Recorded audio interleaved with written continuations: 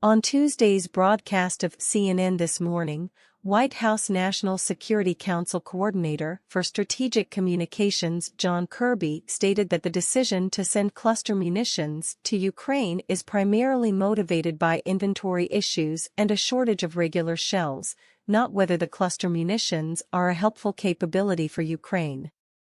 Guest co-host and CNN chief White House correspondent Phil Mattingly asked, "There have been kind of two rationales for it.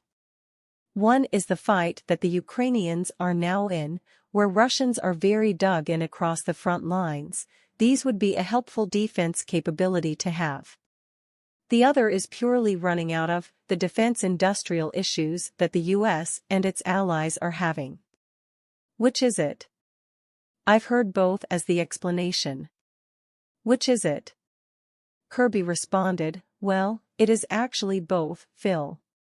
But the prime driver right now is the inventory issue. The Ukrainians are literally in a gunfight. It's an artillery fight and they're trying to get through minefields while being shelled by the Russians.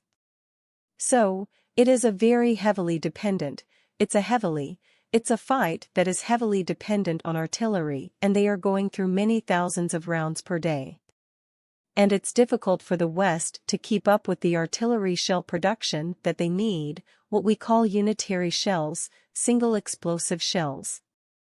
And so, while we are ramping up our production of those shells, and we aren't where we want to be.